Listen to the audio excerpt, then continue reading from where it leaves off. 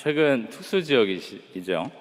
이 중국을 중심한 이 선교 동향이 상당히 그 문이 좁아지고 있다는 소식을 접하곤 합니다. 이는 선교 관련 매체뿐만 아니고 우리 재신교단의 선교사님들께서도 직접 말씀하시는 부분입니다. 실제로 작년이죠. 7월 정도에는 간첩범을 강화한다는 이유로 이제 중국 내로 입국하는 모든 이들에게 이제 검사를 하는 것, 그것이 합법화되는 상황에 이르렀습니다. 그러니까 마음만 먹으면 누구든지 잡아서 검사를 할 수 있는 것입니다. 또한 이 국가의 꼭두각시 노릇을 하는 삼자교회는 성경만 빌려다 놓았지 실상은 하나님이 아닌 국가의 종노릇을 하는 교회로 전락해버렸습니다. 게다가 온전한 믿음 생활을 하고 온전한 말씀을 선포하는 목사님들도 이 삼자교회로 끌어들여서 자신의 세력으로 만들어내는 일이 지금 가속화되고 있습니다. 정부에 속한 당원이 아니면 불이익을 주고 당원으로 가입할 때까지 계속 괴롭히는 것입니다. 이러한 일이 선교사님들에게 닥치면 사실 어떻게 할 재간이 없습니다. 그럼에도 불구하고 재신교단의 선교사님들은 차라리 그럴지언정 체포를 당하겠다라는, 차라리 추방을 당하겠다라는 각오로 과거부터 지금까지 선교사역을 감당해오고 계십니다. 지난해 K 선교사님은 공안에 체포되어 15일 동안 조사를 받았습니다. 하지만 끝까지 하나님을 부인하지 않고 풀려났습니다. H 선교사님은 공안에 잡혀 들어갔지만 오히려 그 공안들에게 너희 하늘에 계신 하나님을 두렵지 않느냐라는 담대한 선포를 하셨다고 합니다. 또 다른 K 선교사님은 자신뿐만 아니라 온 가족이 공안에게 붙잡혀가서 조사를 받아야만 했지만 잘 견뎌서 지금은 다른 나라에서 선교 사역을 감당하고 계십니다. 그런데 오늘 이 본문의 상황, 이 사도행전 16장에서 펼쳐지고 있는 이 상황, 오늘 제가 말씀드린 이 말씀과 너무나 흡사한 모습입니다. 그런데 16절에 보면 우리가 기도하는 곳에 가다가 라고 하였습니다. 이 바울 일행도 하나님의 일을 감당하다가 어려움을 당한 것입니다.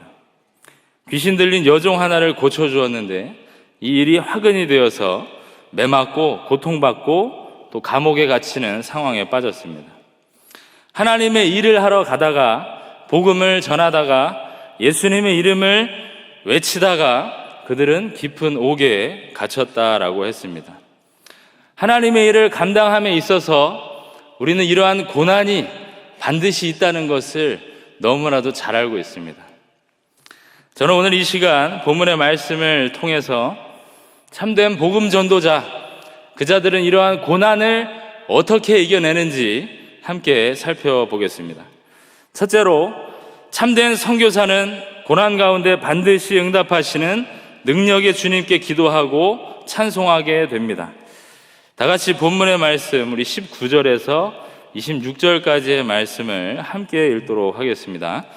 여종의 주인들은 자기 수익의 소망이 끊어진 것을 보고 바울과 실라를 붙잡아 장터로 관리들에게 끌어갔다가 상관들 앞에 데리고 가서 말하되 이 사람들이 유대인인데 우리 성을 심히 요란하게 하여 로마 사람인 우리가 받지도 못하고 행하지도 못할 풍속을 전한다 하거늘 무리가 일제히 일어나 고발하니 상관들이 옷을 찢어 벗기고 매로 치라 하여 많이 친 후에 옥에 가두고 간수에게 명하여 든든히 지키라 하니 그가 이러한 명령을 받아 그들을 깊은 옥에 가두고 그 발을 착고에 든든히 채웠더니 한밤중에 바울과 실라가 기도하고 하나님을 찬송하며 죄수들이 듣더라.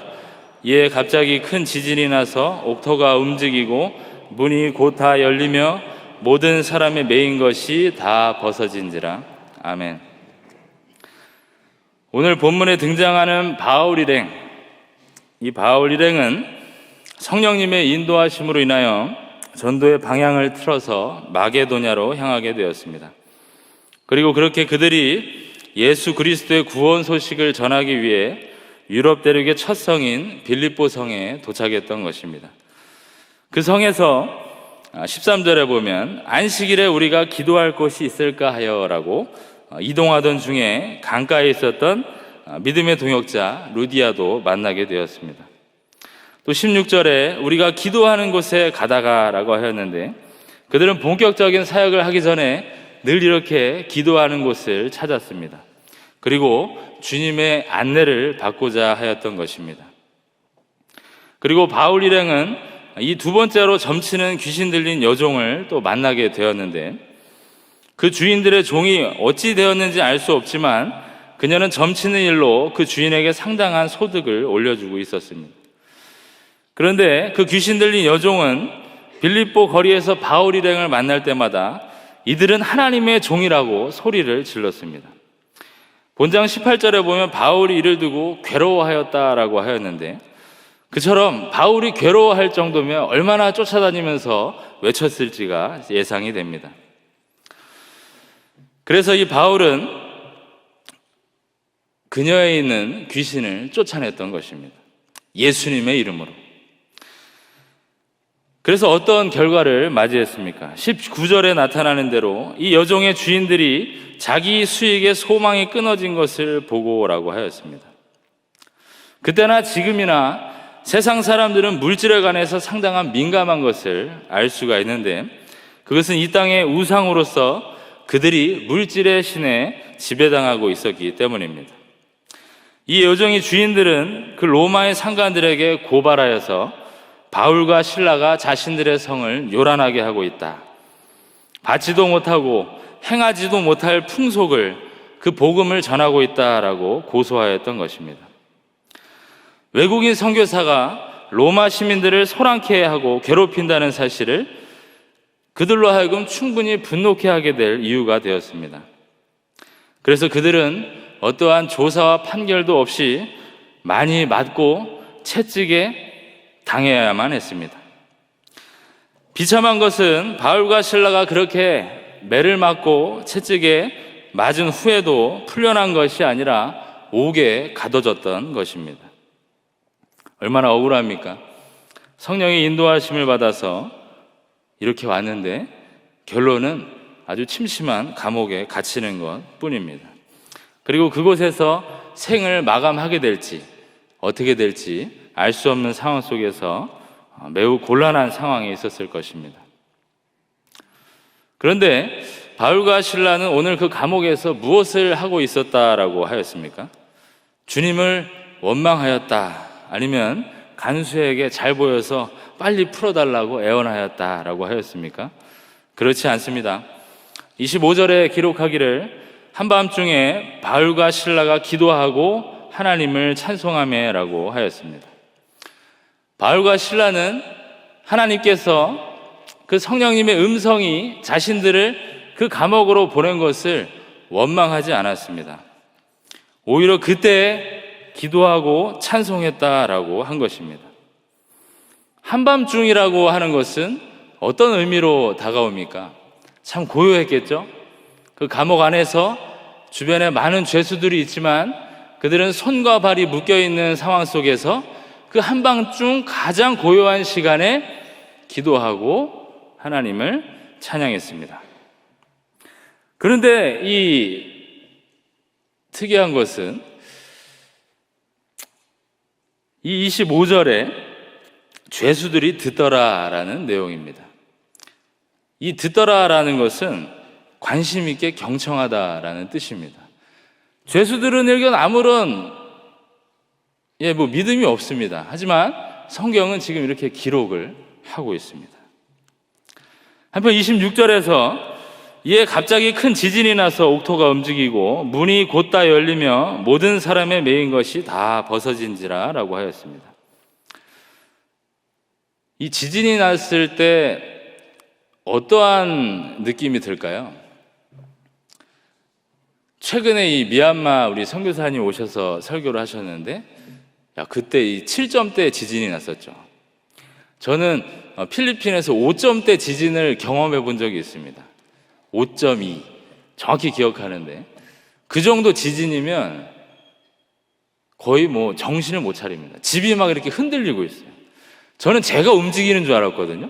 보니까 집이 움직이고 있었던 거예요. 그런데 기도, 찬송을 드린 후에 갑자기 큰 지진이 났다.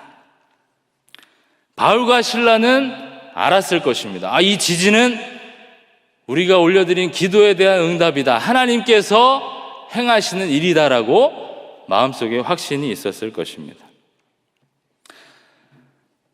그렇게 하나님을 조차 감옥에 갔지만 하나님이 우리를 이제는 또 다음 코스로 인도하시려고 하시는가 보다 라는 확신을 가졌습니다. 그 감옥 안에서 그 확신을 가질 수 있던 사람은 바울과 실라 그 둘 뿐이었습니다. 선교사님과의 대화 속에서 늘 빠지지 않고 등장하는 것은 이 복음을 전할 때 어려움입니다. 고난.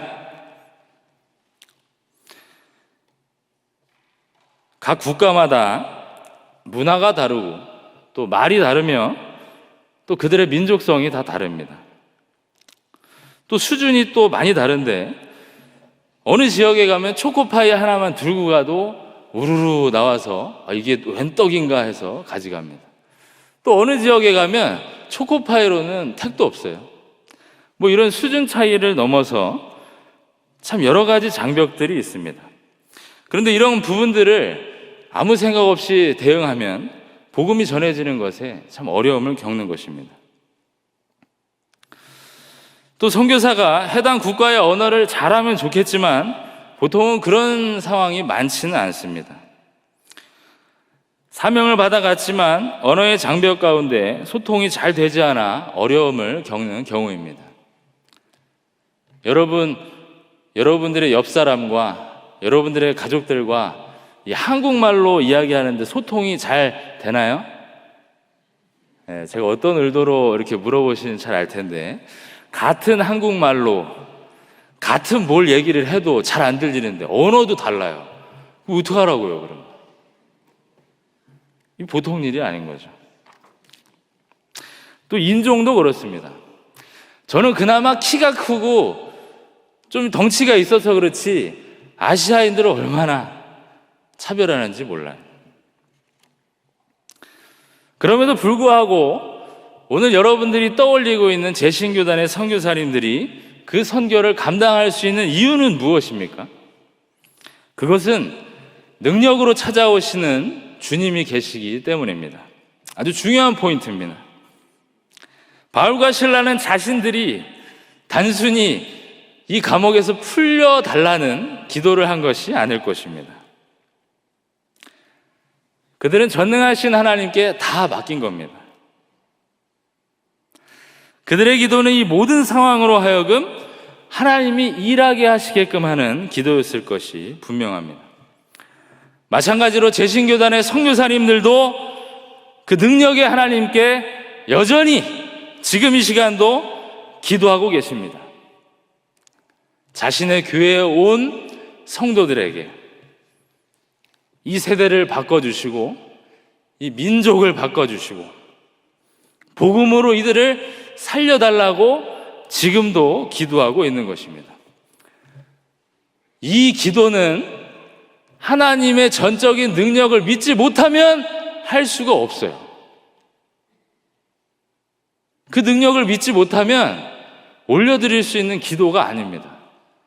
그럼에도 불구하고 선교사님들이 기도하시는 것은 그들을 반드시 변목해 하실, 반드시 복음으로 돌이키게 하실 하나님의 능력을 믿는 겁니다.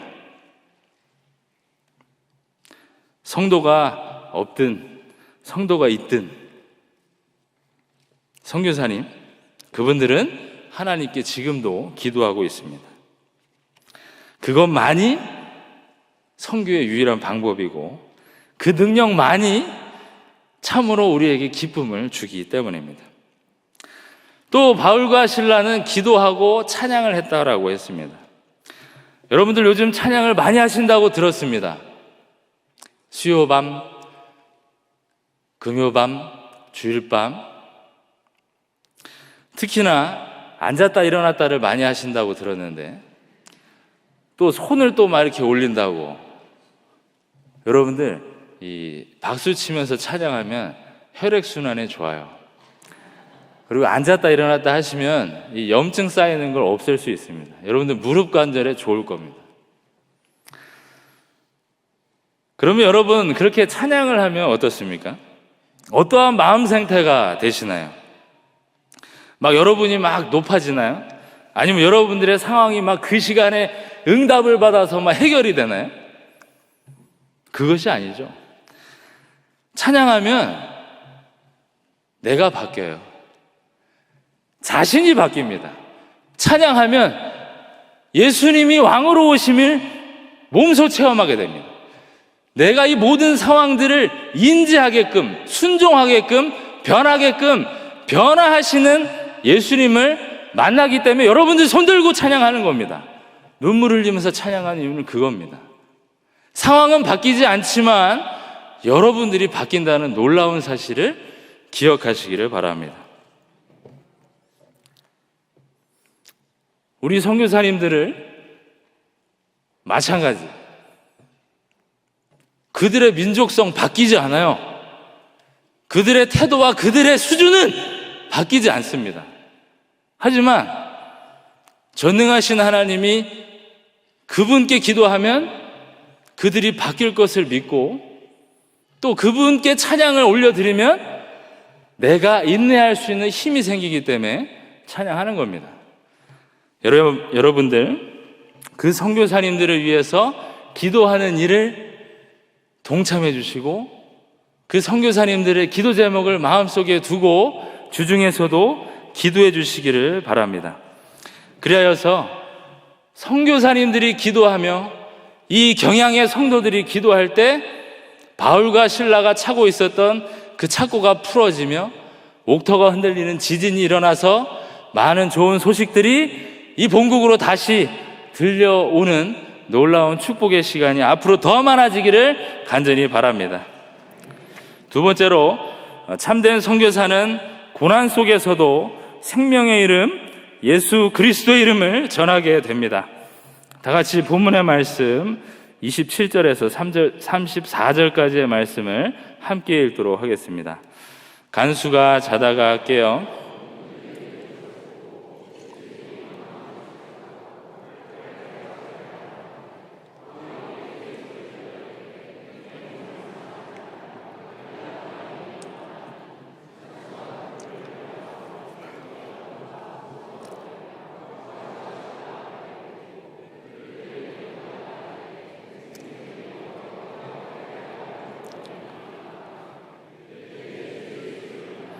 그리하면 너와 내 집이 구원을 받으리라 하고 주의 말씀을 그 사람과 그 집에 있는 모든 사람에게 전하더라.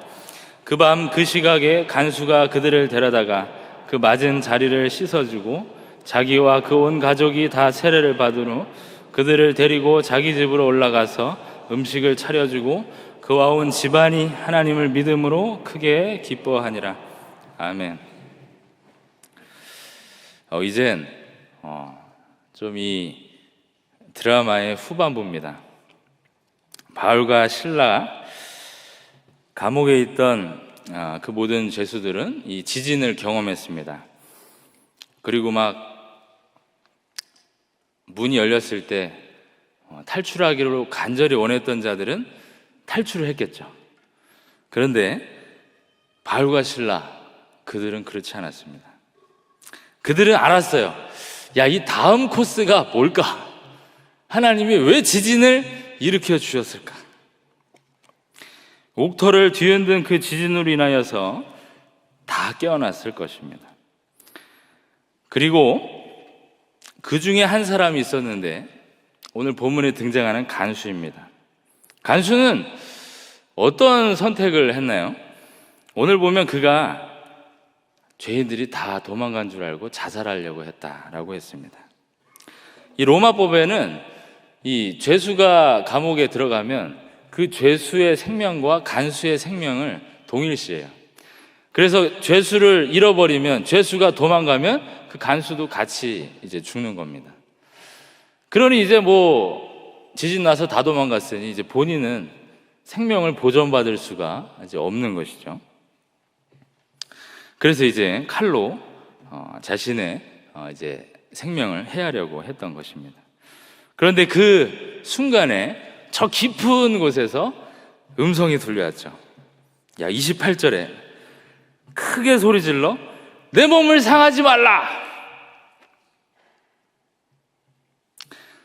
바울과 실라는 그 순간 하나님이 왜 이 지진을 여기에 일어나게 하셨는지 깨달을 수가 있었던 것입니다. 그것은 간수의 생명을 구하시기 위한 하나님의 은혜였습니다.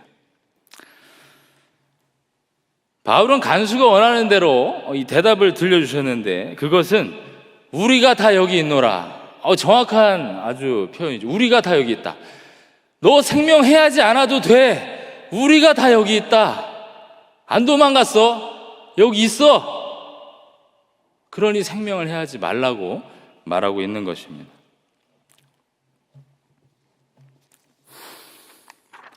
중요한 것은 바울이 간수에게 우리가 다 여기 있노라 라고 말씀함으로써 바울은 이 기회를 사용하여서 하나님의 복음을 전하는 계기로 만들었다는 것입니다.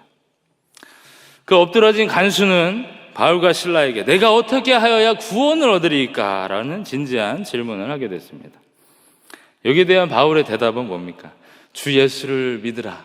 그리하면 너와 내 집이 구원을 얻으리라. 바울의 대답은 세상 불신자들이 원하는 대답과는 달랐습니다. 인간이 어찌어찌 해서 얻어지는 것이 아니라 주 예수를 믿으라. 오직 주님을 믿으라. 구원의 이름이다. 라고 말한 것입니다. 여러분들 그 감옥은 어떤 장소입니까? 피비린내 나는 장소. 죽음으로 가는 직선 코스 아닙니까? 가장 빠른데요. 아주 죽음과 연결되어 있는 겁니다. 근데 예수님의 기도와 예수님을 찬송하고 예수의 이름을 부르면 그 이름을 믿으면 구원을 얻는다는 그 복음이 전파됐을 때 그 죽음으로 가득 찼던 지옥, 그 감옥은 이제는 생명으로의 공간으로 탈바꿈하는 겁니다. 그래서 우리가 어디서든지 복음을 전하는 것은 그 때문입니다. 어디를 가든지 예수님의 이름을 부르는, 또 불려지는 그곳은 생명의 터로 변개될 것을 여러분들은 믿으시기를 바랍니다. 그 간수는 이제 그 믿음을 가지고 어떻게 합니까? 자기 집에 올라가서 음식을 차려주고 그와 온 집안이 하나님을 믿고 크게 기뻐했다라고 했습니다. 그처럼 사도 바울은 구원의 확신 가운데 하나님의 뜻을 알았고 그 고난의 순간에도 그것을 구원의 시간으로 바꾸는 참 놀라운 은혜를 품었던 사도였습니다. 우리는 오늘 영상을 통해서 이 두 국가를 봤죠. 베트남 호치민 그리고 인도 델리 현지 상황을 봤습니다. 그야말로 핍박의 시대입니다. 베트남 임민철 선교사님은 지금 그 영상에 나온 그 교회가 이제 이전을 하신 교회입니다. 근데 이전하시기 전에 고민을 하셨었어요. 왜냐하면 그 시기에 이제 한국 선교사님들을 막 호출해서 조사를 했던 시기였거든요. 움직이는 게 지금 맞냐? 지금 여러 가지 상황들이 좋지는 않은데. 근데 며칠 이제 고민을 하시고 기도를 하시더니 이제 연락을 주셨습니다. 믿음으로 결정하고 이사하기로 했습니다. 그리고 나서 그곳에서 더 많은 영혼 구원이 여러분들 일어나고 있습니다. 선교지에서 일어나는 일들에 있어서 고난에 대해서 믿음으로 반응할 때 우리는 그 안에서 영혼 구원의 놀라운 열매를 맺게 되는 것입니다. 또 인도의 상황은 금요일마다 많이 말씀을 드렸었는데 이 선교사님을 핍박하는 구구단체의 모습이 실로 두렵기까지 합니다. 이러한 핍박이 있었을 때도 참 이 경양 선교에는 많은 고민이 있었습니다. 복음 사역도 사역이지만 선교사님의 안전이 무엇보다 중요했기 때문입니다. 그럼에도 불구하고 오늘 보신 영상에서처럼 조금씩 모임이 회복되고, 비록 성경을 올려놓지 못하지만 조금씩 모임을 시작하고 있었습니다. 그러면서 선교사님이 제게 한 말씀이 있습니다. 이제 핍박했던 그 바지랑달의 그 한 단원이 가능하면 그에게도 복음을 전하고 싶다라고 하였습니다.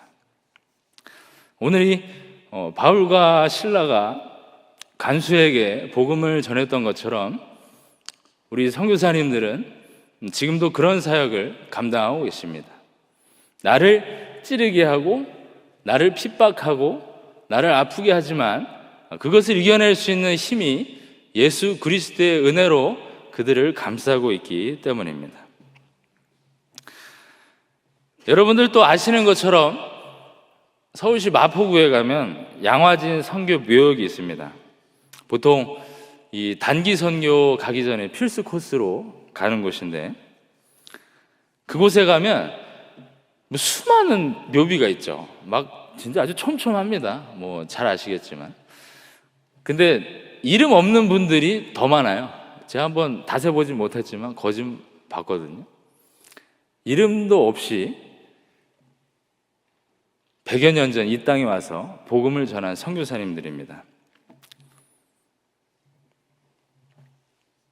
그 미랄이 없었다면 지금 우리가 이토록 아름다운 성전에서 온전한 예배를 드리고 있었을지 의문입니다. 선교 보고에 따르면 그 미국 선교사님들이 이 조선 땅을 표현하기를 미개한 나라다. 화장실은 없었고 대소변을 거리에 놨으며 집도 없이 돌아다니는 거린이 많았다. 지푸라기를 뒤집어 쓰고 다니는 사람들이 많았으며 아픈 사람들은 버려져 쓰고, 도저히 선교 사역을 감당할 수 있을지 모르겠다. 그럼에도 불구하고 그들은 자신의 생명을 바쳐서 이 땅의 복음을 전했습니다. 그것이 불과 100년 전입니다. 여러분들 1년 가는 거 이제는 너무 빠르잖아요. 100년이면 그렇게 긴 시간 아닙니다. 그 일을 감당하기 위해서 우리는 다시 선교사를 파송하고 선교사를 후원하고 이 경양교회 안에서 귀한 일을 감당하는 것입니다. 바울과 실라가 간수에게 했던 말 기억하십니까? 우리가 다 이 안에 있다.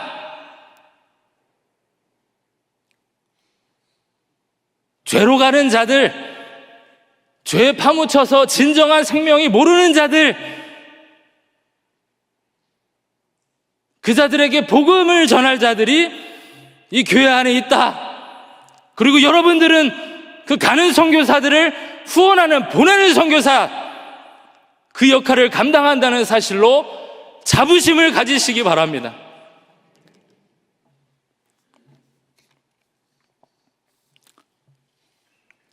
그러한 선교사님들의 모습을 보고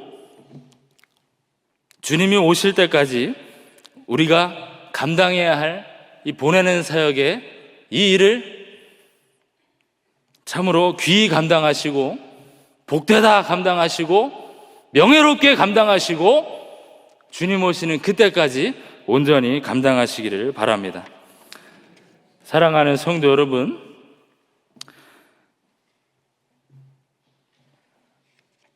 오늘 주일학교에서 이 선교 주일을 맞아서 이 선교사님께 편지를 썼다고 합니다. 필리핀 선교사님들께는 선교사님, 이 무더위 속에서도 복음을 전해주셔서 감사합니다. 러시아는 어떻습니까? 필리핀과 반대로 춥죠. 추운 날씨에도